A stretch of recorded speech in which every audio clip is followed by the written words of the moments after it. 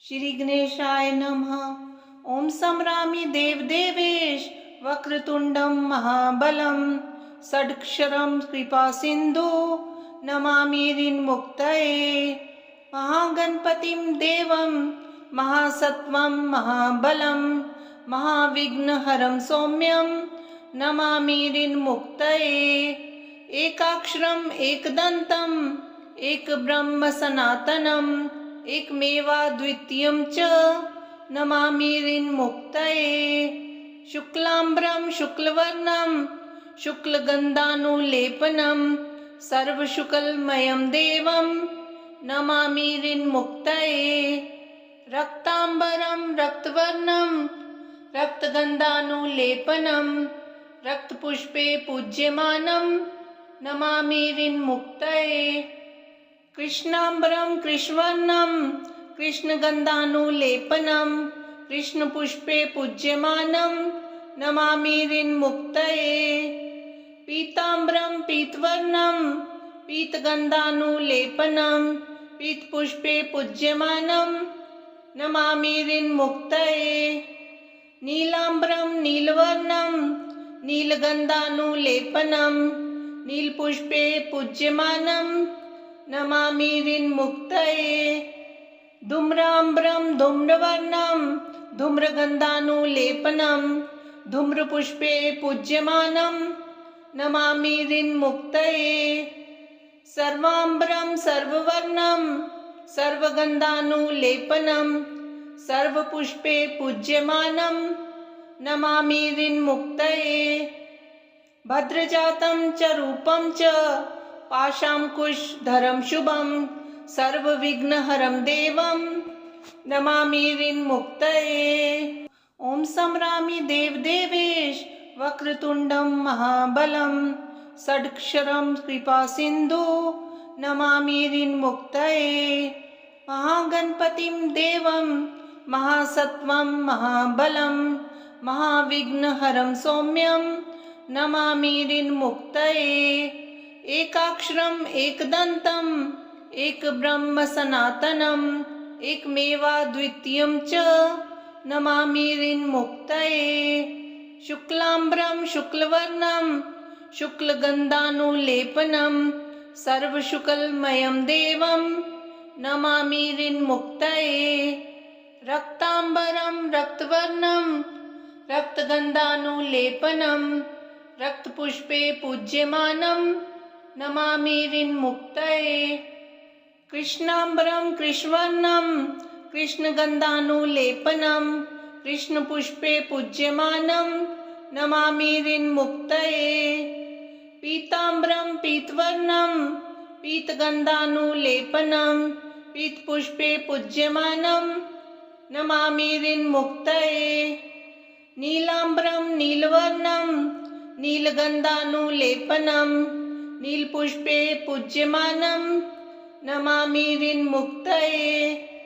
धूम्राम्बरं धूम्रवर्णं धूम्रगन्धानुलेपनं धूम्रपुष्पे पूज्यमानं नमामि ऋन्मुक्तये।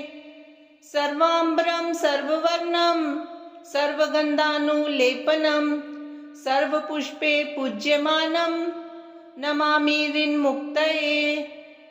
भद्रजातं च रूपं च पाशाङ्कुशधरं शुभं सर्वविघ्नहरं देवं नमामि ऋन्मुक्तये।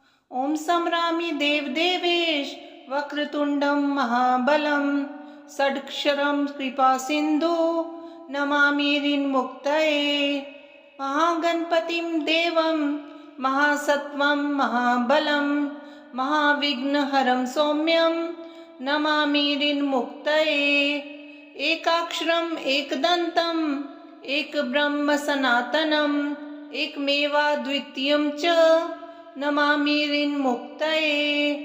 शुक्लाम्बरं शुक्लवर्णं शुक्लगन्धानुलेपनं सर्वशुक्लमयं देवं नमामि ऋन्मुक्तये।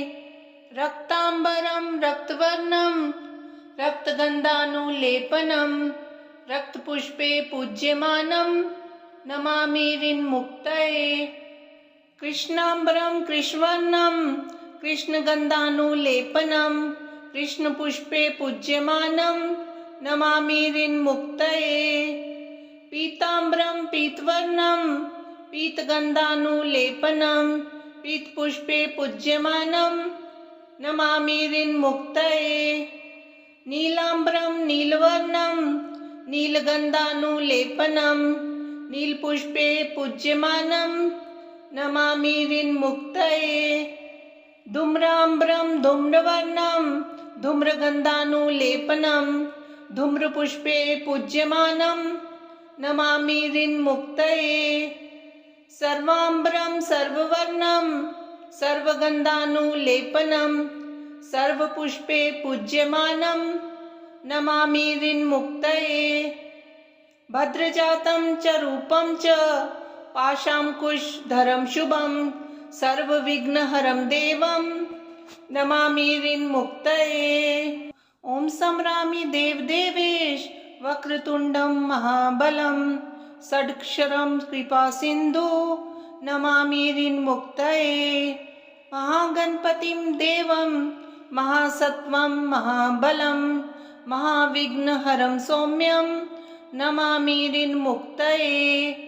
एकाक्षरम् एकदन्तम् एकब्रह्म सनातनम् एकमेवाद्वितीयं च नमामि ऋन्मुक्तये।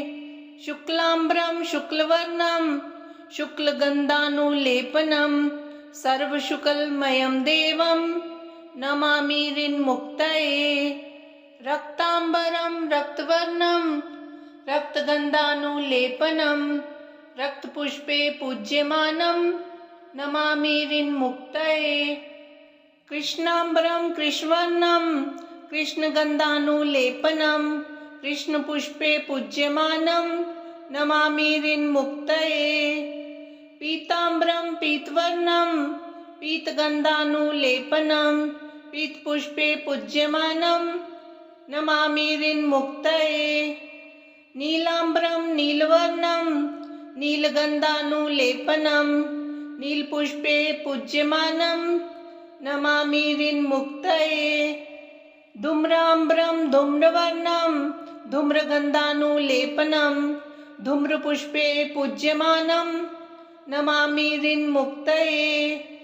सर्वाम्बरं सर्ववर्णं सर्वगन्धानुलेपनं सर्वपुष्पे पूज्यमानं नमामि ऋन्मुक्तये। भद्रजातं च रूपं च पाशाङ्कुशधरं शुभं सर्वविघ्नहरं देवं नमामि ऋन्मुक्तये। ॐ संरामि देवदेवेश वक्रतुण्डं महाबलं षड्क्षरं कृपासिन्धु नमामि ऋन्मुक्तये। महागणपतिं देवं महासत्वं महाबलं महाविघ्नहरं सौम्यं नमामि ऋन्मुक्तये। एकाक्षरम् एकदन्तम् एकब्रह्म सनातनम् एकमेवाद्वितीयं च नमामि ऋन्मुक्तये। शुक्लाम्बरं शुक्लवर्णं शुक्लगन्धानुलेपनं सर्वशुक्लमयं देवं नमामि ऋन्मुक्तये। रक्ताम्बरं रक्तवर्णं रक्तगन्धानुलेपनं रक्तपुष्पे पूज्यमानं नमामि ऋन्मुक्तये। कृष्णाम्बरं कृष्णवर्णं कृष्णगन्धानुलेपनं कृष्णपुष्पे पूज्यमानं नमामि ऋन्मुक्तये। पीताम्बरं पीतवर्णं पीतगन्धानुलेपनं पीतपुष्पे पूज्यमानं नमामि ऋन्मुक्तये। नीलाम्बरं नीलवर्णं नीलगन्धानुलेपनं नीलपुष्पे पूज्यमानं नमामि ऋन्मुक्तये।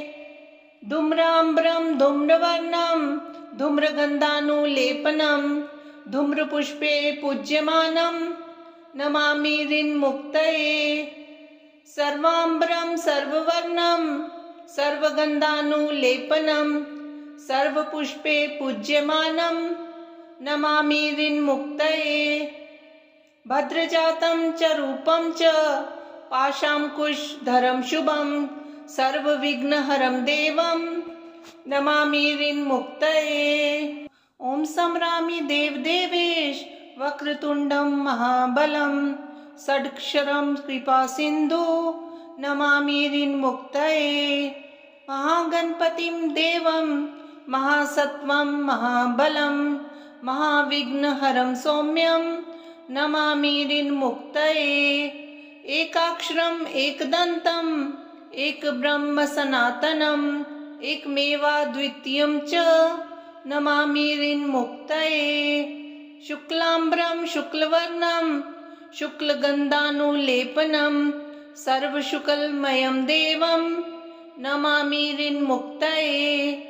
रक्ताम्बरं रक्तवर्णं रक्तगन्धानुलेपनं रक्तपुष्पे पूज्यमानं नमामि ऋन्मुक्तये। कृष्णाम्बरं कृष्णवर्णं कृष्णगन्धानुलेपनं कृष्णपुष्पे पूज्यमानं नमामि ऋन्मुक्तये। पीताम्बरं पीतवर्णं पीतगन्धानुलेपनं पीतपुष्पे पूज्यमानं नमामि ऋन्मुक्तये।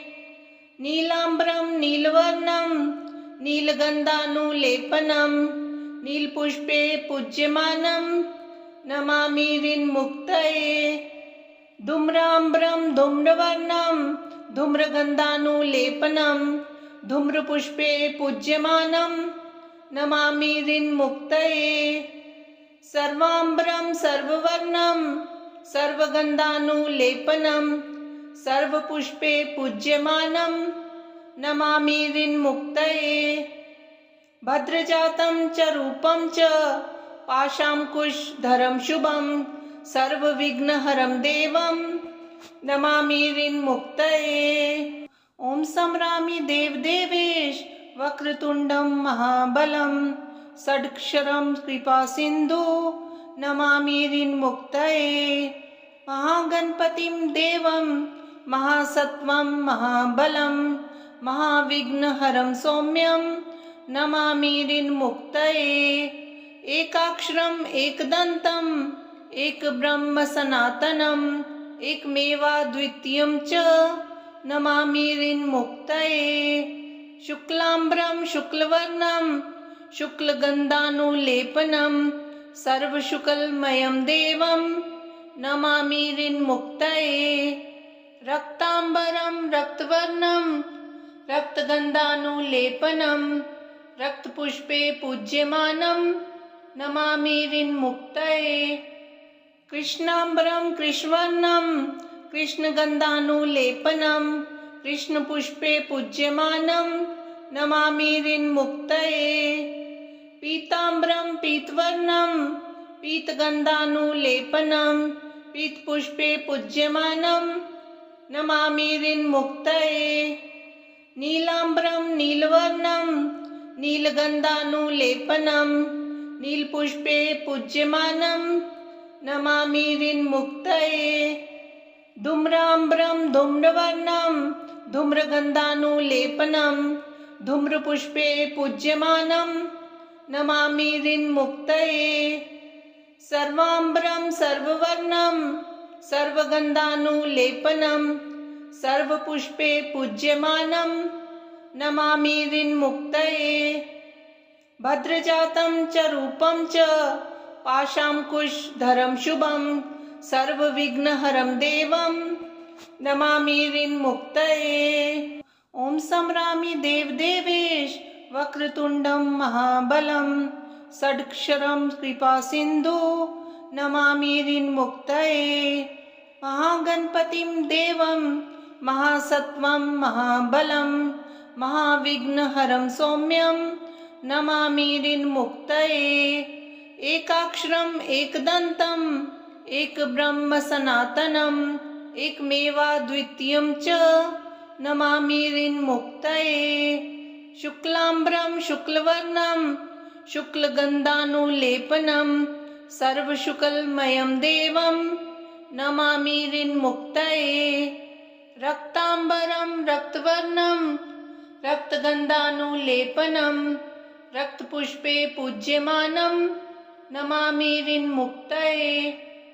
कृष्णाम्बरं कृष्णवर्णं कृष्णगन्धानुलेपनं कृष्णपुष्पे पूज्यमानं नमामि ऋन्मुक्तये। पीताम्बरं पीतवर्णं पीतगन्धानुलेपनं पीतपुष्पे पूज्यमानं नमामि ऋन्मुक्तये। नीलाम्बरं नीलवर्णं नीलगन्धानुलेपनं नीलपुष्पे पूज्यमानं नमामि ऋन्मुक्तये।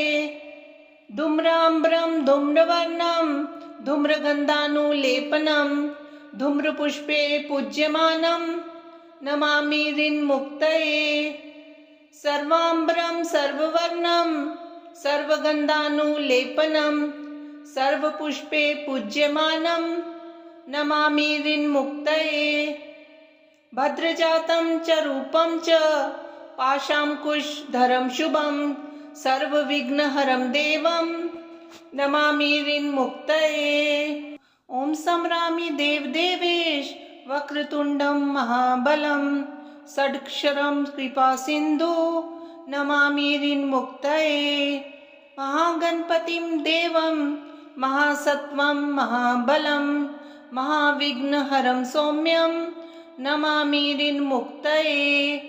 एकाक्षरम् एकदन्तम् एकब्रह्म सनातनम् एकमेवाद्वितीयं च नमामि ऋन्मुक्तये। शुक्लाम्बरं शुक्लवर्णं शुक्लगन्धानुलेपनं सर्वशुक्लमयं देवं नमामि ऋन्मुक्तये। रक्ताम्बरं रक्तवर्णं रक्तगन्धानुलेपनं रक्तपुष्पे पूज्यमानं नमामि ऋन्मुक्तये। कृष्णाम्बरं कृष्णवर्णं कृष्णगन्धानुलेपनं कृष्णपुष्पे पूज्यमानं नमामि ऋन्मुक्तये। पीताम्बरं पीतवर्णं पीतगन्धानुलेपनं पीतपुष्पे पूज्यमानं नमामि ऋन्मुक्तये। नीलाम्बरं नीलवर्णं नीलगन्धानुलेपनं नीलपुष्पे पूज्यमानं नमामि ऋन्मुक्तये। धूम्राम्बरं धूम्रवर्णं धूम्रगन्धानुलेपनं धूम्रपुष्पे पूज्यमानं नमामि ऋन्मुक्तये।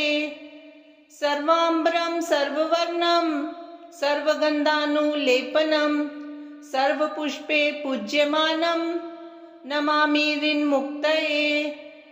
भद्रजातं च रूपं च पाशाङ्कुशधरं शुभं सर्वविघ्नहरं देवं नमामि ऋन्मुक्तये।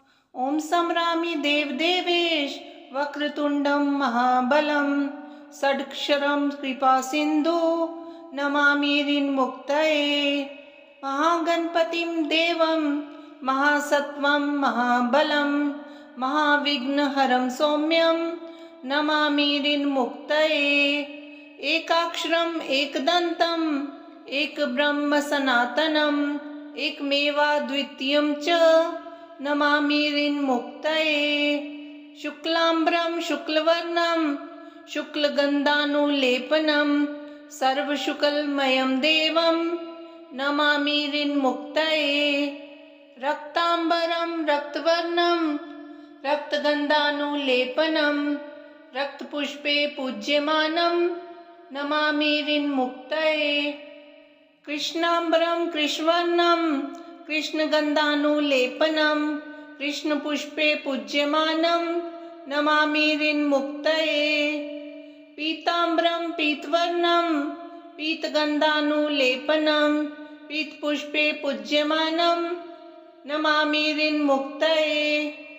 नीलाम्बरं नीलवर्णं नीलगन्धानुलेपनं नीलपुष्पे पूज्यमानं नमामि ऋन्मुक्तये। धूम्राम्बरं धूम्रवर्णं धूम्रगन्धानुलेपनं धूम्रपुष्पे पूज्यमानं नमामि ऋन्मुक्तये। सर्वाम्बरं सर्ववर्णं सर्वगन्धानुलेपनं सर्वपुष्पे पूज्यमानं नमामि ऋन्मुक्तये। भद्रजातं च रूपं च पाशाङ्कुशधरं शुभं सर्वविघ्नहरं देवं नमामि ऋन्मुक्तये।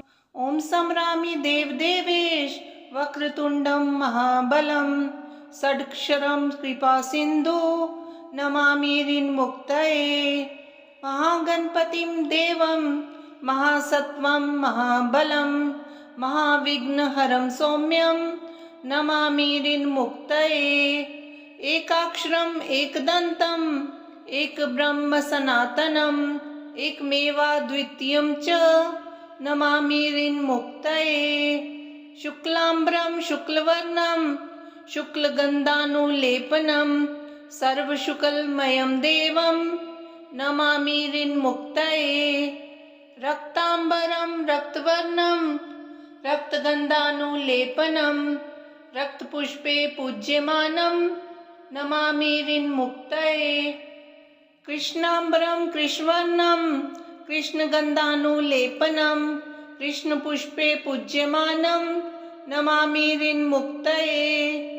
पीताम्बरं पीतवर्णं पीतगन्धानुलेपनं पीतपुष्पे पूज्यमानं नमामि ऋन्मुक्तये। नीलाम्बरं नीलवर्णं नीलगन्धानुलेपनं नीलपुष्पे पूज्यमानं नमामि ऋन्मुक्तये। धूम्राम्बरं धूम्रवर्णं धूम्रगन्धानुलेपनं धूम्रपुष्पे पूज्यमानं नमामि ऋन्मुक्तये। सर्वाम्बरं सर्ववर्णं सर्वगन्धानुलेपनं सर्वपुष्पे पूज्यमानं नमामि ऋन्मुक्तये।